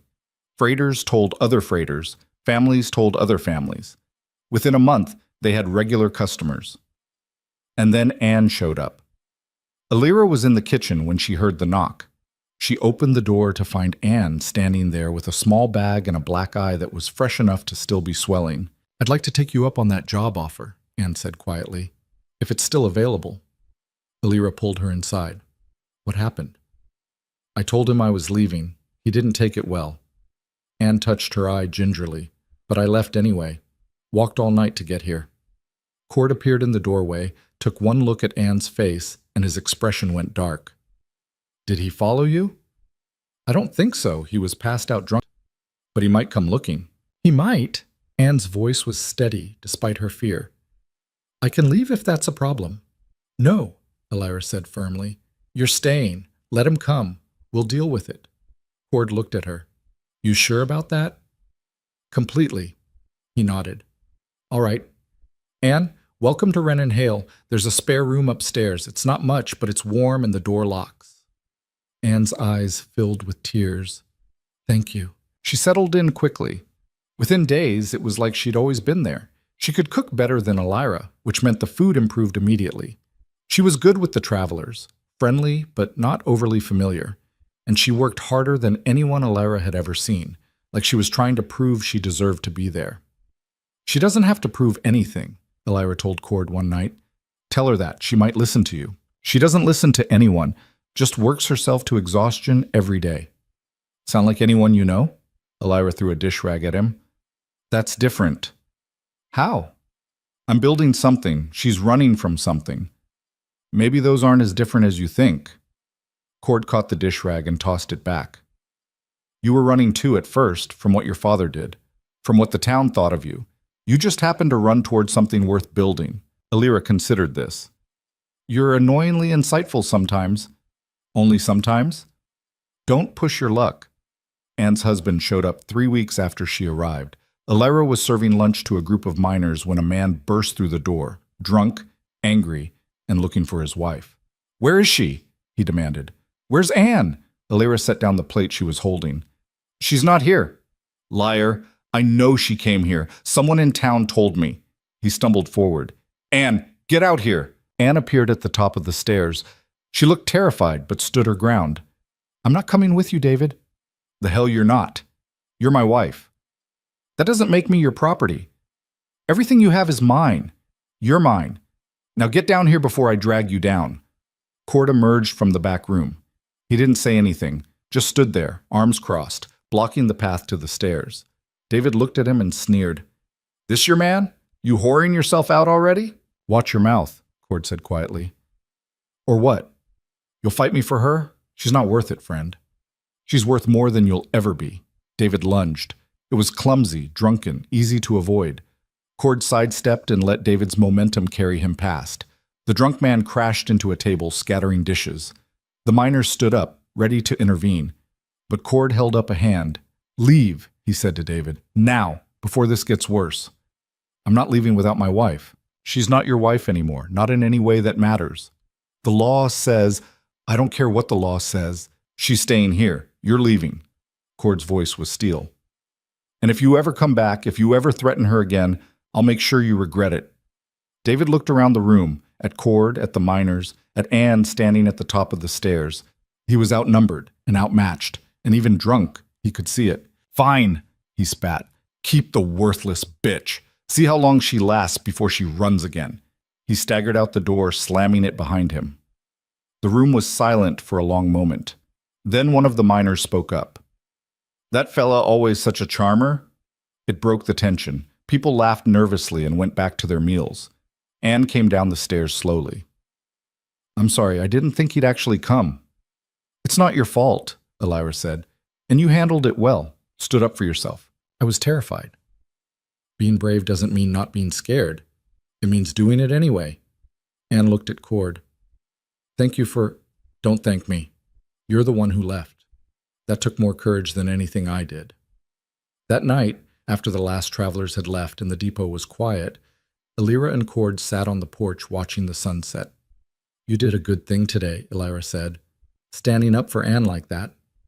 So did you, giving her a place to go in the first place. We make a pretty good team, don't we? Yeah, we do. Elira looked at him. In the fading light, his profile was sharp and familiar. She'd memorized it over the past months without meaning to.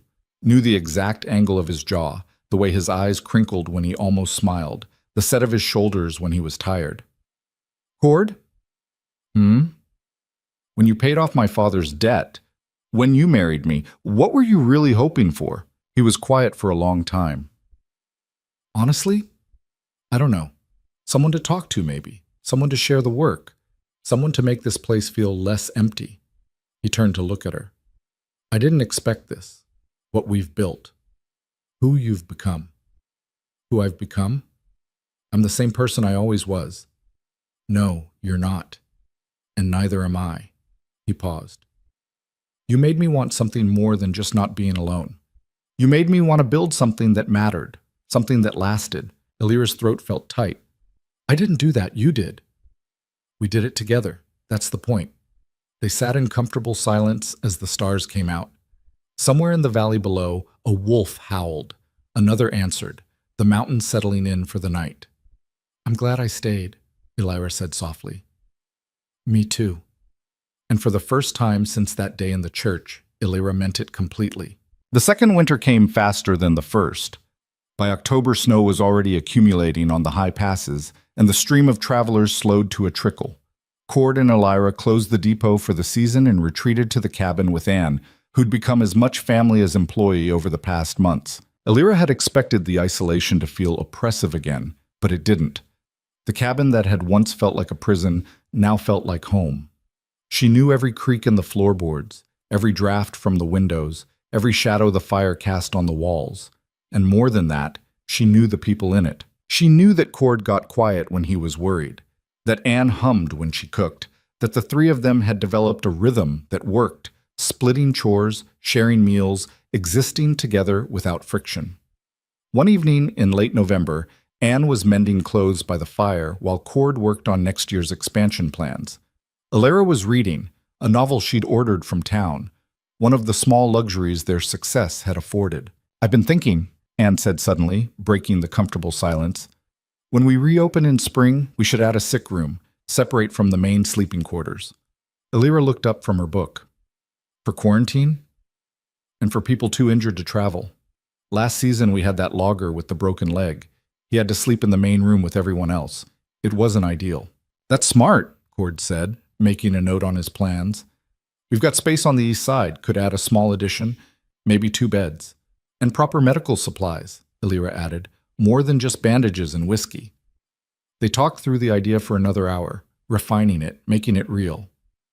This was how most of their evenings went now, planning, improving, building something that grew a little bigger every time they looked at it. When Anne finally went to bed, Elira and Cord stayed up, as they often did.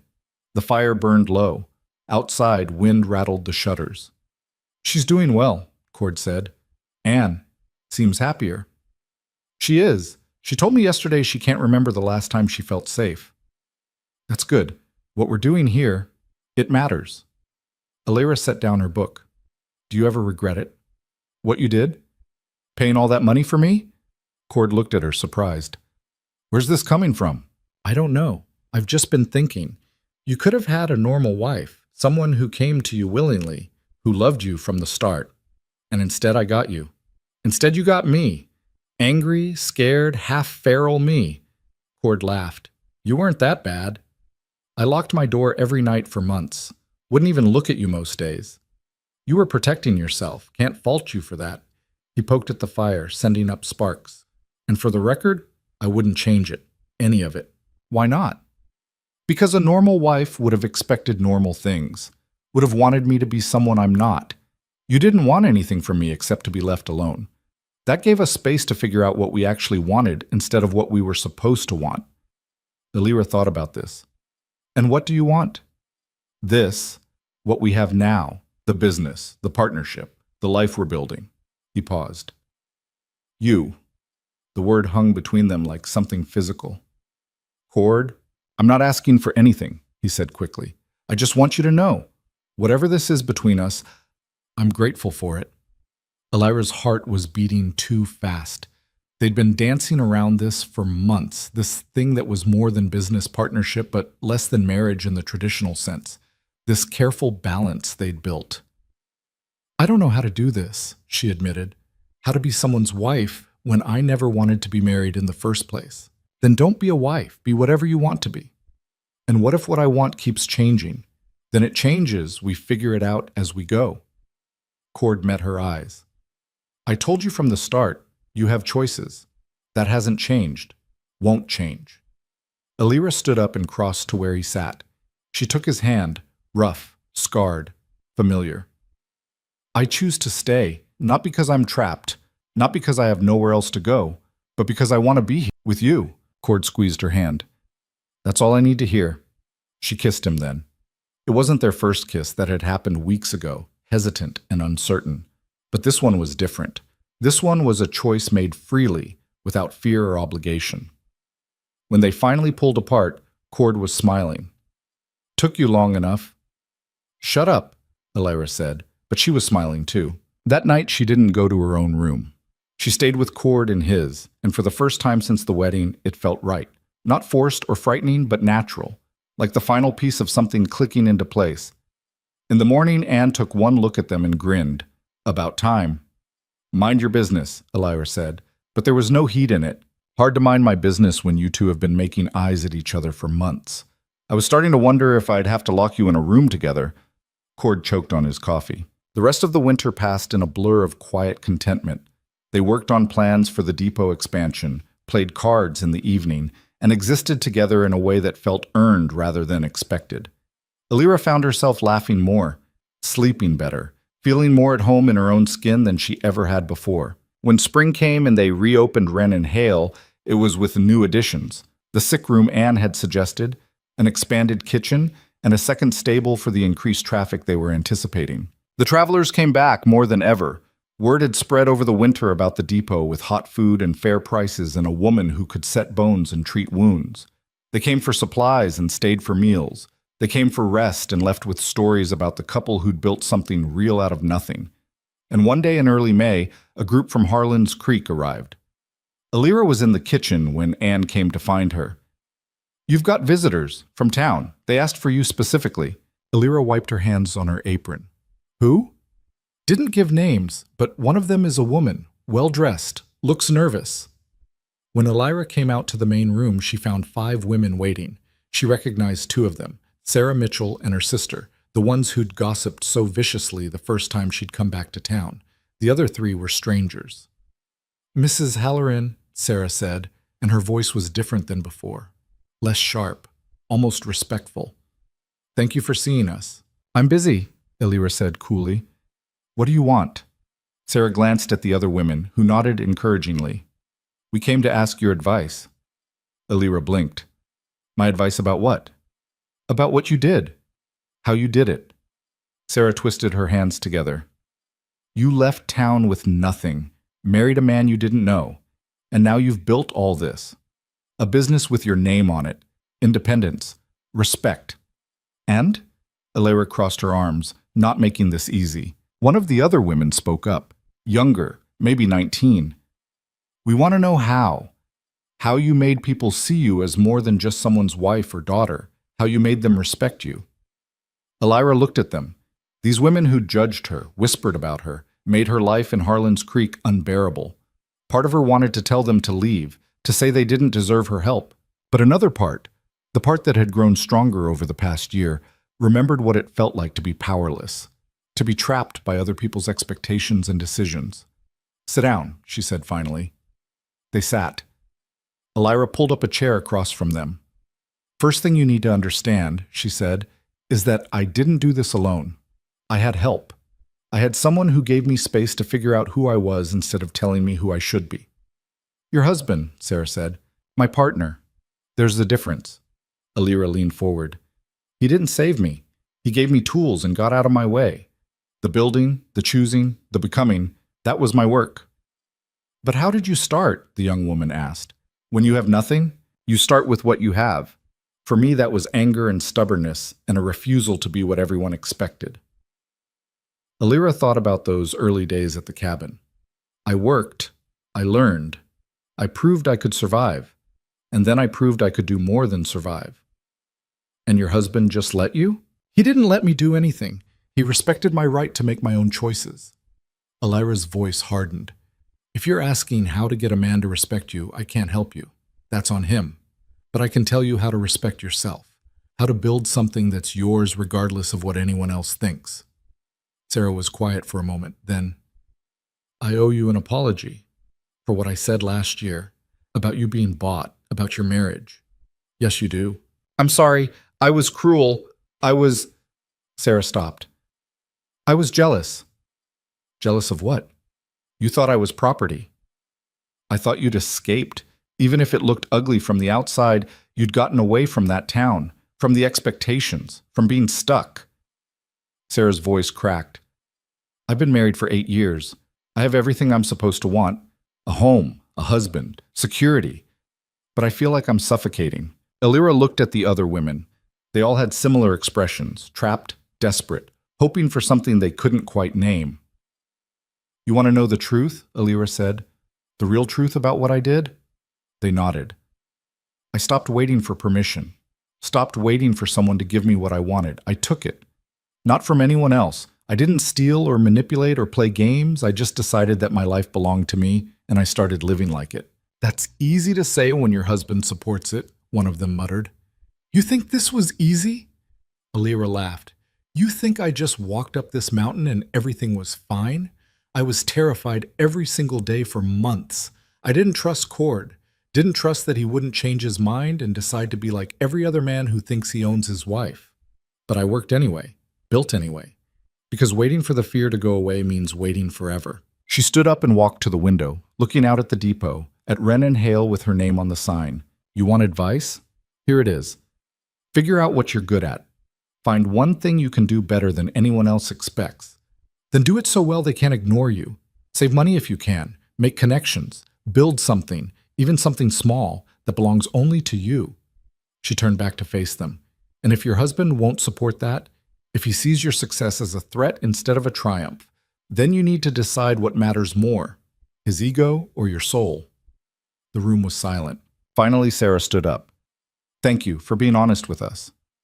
Are you going to do anything with it, or just go back to town and keep suffocating? Sarah smiled sadly. I don't know yet, but at least now I know it's possible to choose something different. The women left shortly after. Elira watched them go, wondering if any of them would actually change their lives, or if they'd just go back to being comfortable in their unhappiness. Cord came up beside her. That looked intense. They wanted to know how I did it, how I became this. Elira gestured at herself, at the depot, at everything. What did you tell them? The truth, that it's hard, that it's scary, that it's worth it anyway. Think they'll listen? Maybe, maybe not. But at least they know it's possible now. Elira leaned against him. Sometimes that's enough, just knowing there's another option. That summer was their busiest yet. The depot was packed nearly every day. They had to turn people away some nights because all the beds were full. The money came in faster than they could count it. In August, they hired 2 more workers, a young man named Peter, who could handle the stables, and a woman named Margaret who'd been widowed and needed work. The depot was becoming more than just a business. It was becoming a community. And one evening in September, Elira realized she was late. She didn't say anything to Cord at first, just watched and waited, hoping she was wrong. But when another month passed and she still hadn't bled, she couldn't deny it anymore. She was pregnant.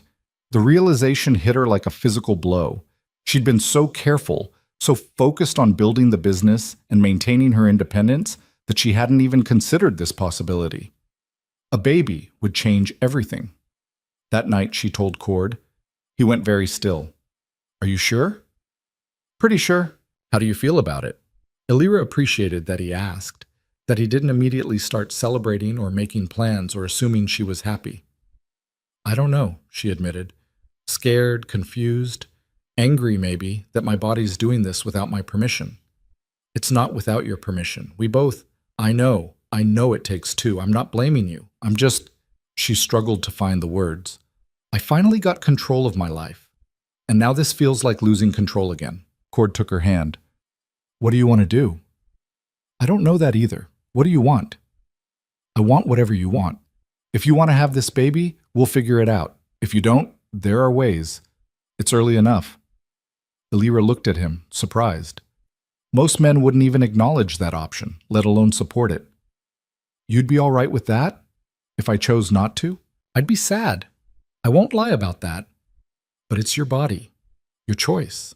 And I meant what I said. You always have choices here. Elira thought about it for days. Thought about what a baby would mean. The work, the sacrifice, the way it would tie her to this place and this life even more permanently than marriage had. But she also thought about the depot with her name on it, about the land she owned, about the partnership she'd built based on respect rather than ownership. A baby wouldn't take that away, not if she didn't let it. She told Cord her decision one morning while they were working in the garden behind the cabin. "I want to keep it," she said. "The baby." Cord looked up from the carrots he was pulling. "Yeah? Yeah, but I need you to understand something. I'm not becoming a different person just because I'm pregnant. I'm still running the depot, still making decisions, still me. I wouldn't expect anything else. And when the baby comes, we're going to share the work, all of it. I'm not doing this alone while you get to keep living your life unchanged. Fair enough? And if at any point I start to disappear, if I start becoming just the mother instead of myself, you call me on it. Remind me who I am." Cord crossed the garden and pulled her into his arms. "I know who you are. Strong, stubborn, brilliant woman who built a business from nothing and changed my entire life.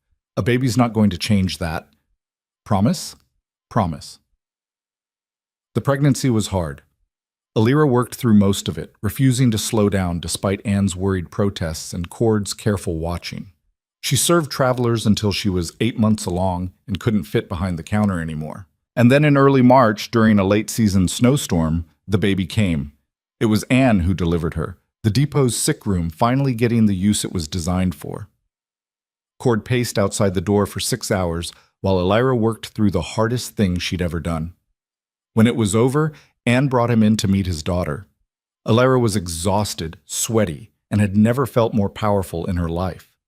She'd done this, brought a whole new person into the world through sheer force of will. "She's perfect," Cord said, holding the tiny bundle with shaking hands. "She's wrinkled and red and screaming," Alira said. "But yeah, she's ours." "What should we name her?" Alira had been thinking about this for months. "Wren, after the business, after what we built." Cord smiled. "Wren Halloran. I like it." They stayed at the cabin for the first month, learning how to be parents. It was harder than running the depot, harder than surviving the first winter, harder than anything Alira had imagined. But Cord kept his promise. He changed diapers and walked the floor at night and took over feedings when he could. They shared the burden equally, and somehow that made it bearable. When they reopened Wren and Hale that spring, with little Wren sleeping in a basket behind the counter, the travelers barely blinked. This was just part of who they were now. The couple who'd built something impossible and were raising a daughter while doing it. 2 years later, Alira stood in the main room of the depot and looked around with satisfaction. The place was packed. Travelers filled every seat. Anne was serving food while Margaret handled the counter. Peter was outside dealing with a fresh group of horses, and Cord was upstairs putting Wren down for her nap. This was what they'd built. Not just a business, but a life. A real, messy, imperfect life that belonged to them. The door opened and Alira looked up, expecting another traveler. Instead, she saw her father. Carson Voss looked worse than the last time she'd seen him. Thinner, older, meaner. He walked up to the counter and stood there, waiting for her to acknowledge him. Alira finished serving the customer in front of her, then turned to Carson. "We don't serve people who aren't welcome here. That any way to greet your father?" "You lost the right to call yourself that a long time ago." Carson's face twisted. "I heard about this place, about what you've done. Thought maybe you'd be willing to help out your old man. For old time's sake." "There are no old times. There's just you gambling away our lives and then selling me to cover your debts." "I didn't sell you. I arranged a marriage. You took $700. Cord paid $5 to Murphy." "Where'd the other $200 go, Father?" The room had gone quiet. Everyone was listening now. Carson shifted uncomfortably. "That's none of your business. It became my business the moment you made me the subject of town gossip. The moment you let everyone think I was bought like livestock." Alira came around the counter. "But here's the thing. I'm not that scared girl anymore. I'm not the one who needed you or depended on you or hoped you'd change. I built this, me and Cord, and you had nothing to do with it. I'm still your father, biologically. But that's it. You want money? Get it somewhere else. You want shelter? Find another daughter to exploit, because you're not welcome here." Carson's face went red. "You ungrateful—" "I'm done." Alira's voice cut through whatever he was going to say. "You need to leave. Now." Or what? Cord appeared at the top of the stairs. He didn't say anything, just stood there, arms crossed. Carson looked around the room, at Cord, at the travelers who'd stopped eating to watch, at Elira standing there, unflinching. Fine, he spat. Keep your precious business. See how long it lasts without family. It'll last just fine, Elira said. Because family isn't blood. It's who shows up, who does the work, who earns the right to be here. Carson left without another word. The room stayed quiet for a moment. Then one of the travelers started clapping. Another joined in. Soon the whole room was applauding. Elira felt tears prick her eyes, but blinked them back.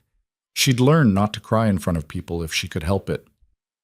That night, after the depot closed and Wren was asleep, Elira and Cord sat on the porch like they had so many times before.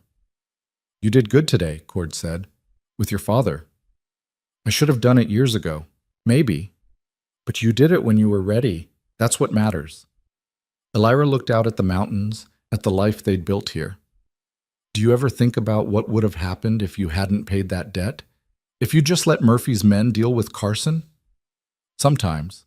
But then I remember I wouldn't have you, wouldn't have Wren, wouldn't have any of this. You'd probably have a quieter life. Quieter isn't better. Elira leaned against him. I love you.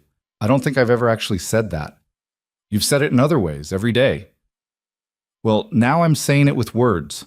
I love you, Cord Halloran, for giving me space to become myself, for never trying to own me, for building this life with me instead of for me. I love you too. Have since you told off your father the first time. Maybe before that. They sat there watching the stars come out, comfortable in the silence, secure in what they'd created. 3 years after that, Wren and Hale had expanded again. They'd added a second building, hired 8 employees, and become the most successful depot on the Northern Pass. Travelers came from hundreds of miles just to stay there, to hear the story of the couple who'd built something from nothing. And when people asked Elira about it, about how she'd done it, about what her secret was, she always gave them the same answer. There's no secret, just work, just choices, just refusing to be less than what you're capable of. Some people understood, some didn't. But that was all right. Elira had learned that she couldn't save everyone, couldn't force people to see their own worth or fight for their own freedom. All she could do was live her life as proof that it was possible, that you could start with nothing and build everything, that you could be sold and still choose yourself, that you could be afraid and still be brave. And years later, when Wren was old enough to understand, Elira told her the whole story, about the gambling debt and the wedding and the early days of fear and uncertainty. Were you happy? Wren asked. When you first married Papa? No, Elira said honestly. I was terrified and angry and felt like I'd lost control of my life. But you're happy now? Yes, very much. What changed? Elira thought about it. I changed. Your father gave me space to change, but I had to do the actual work, had to decide who I wanted to be instead of who I was told to be. How did you decide? I asked myself what I wanted, really wanted, and then I worked toward it every single day until it became real. Wren nodded seriously. Can I do that too? You can do anything you want. That's the whole point. Looking at her daughter, strong, curious, free in ways Elira had never been at that age, she felt something settle in her chest. They'd done it. Built something that lasted. Created a life based on choice instead of obligation. It hadn't been smooth, hadn't been perfect. There had been hard days and doubts and moments when Elira wondered if she'd made the right decisions. But standing there with her daughter and her business and her partner who'd never once tried to own her, Elira knew one thing for certain. She'd built her own life, claimed her own name, chosen her own path. And that was worth every single struggle it had taken to get here. The town still talked about her sometimes, still told the story of the girl who'd been bought and the man who'd paid for her. But they got it wrong. They always did, because Cord hadn't bought her. He'd given her something far more valuable than ownership. He'd given her the space to buy herself back. And in return, she'd given him something equally precious, a life built on respect instead of control. A partnership where both of them could be fully themselves without diminishing the other. That was the real story. Not a tale of rescue or romance, but something more complicated and more honest. A story of two imperfect people building something perfect in its imperfection. Something earned rather than given. Something chosen rather than imposed. And as Alira stood there on the porch of Wren and Hale, watching the sun set over the mountains she now called home, she understood something fundamental about freedom. It isn't given. It's taken. Not from others, but from the expectations and limitations that try to define you. And once you take it, once you claim it fully and completely, no one can ever take it away again. That was her truth. The lesson she'd learned the hard way. The wisdom she'd pass on to her daughter and anyone else who'd listen. You are not what others make you. You are what you make yourself. And that making, that constant daily choosing, is the most powerful thing any person can do. Alira had been afraid once, had been powerless and trapped and defined by circumstances she didn't choose. But she wasn't that person anymore. She was Alira Halloran, co-owner of Wren and Hale, mother, partner, builder of her own destiny. And she'd never looked back.